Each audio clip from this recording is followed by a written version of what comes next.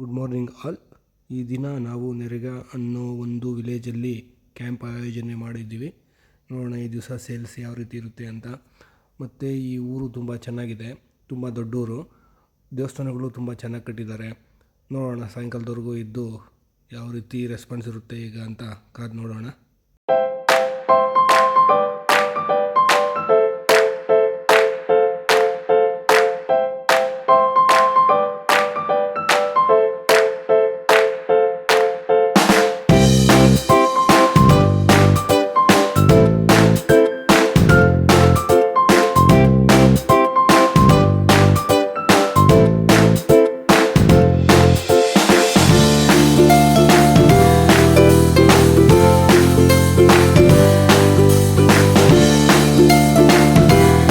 Details ಕೇಳ್ಕೊಂಡು ಹೋಗಿದ್ದಾರೆ.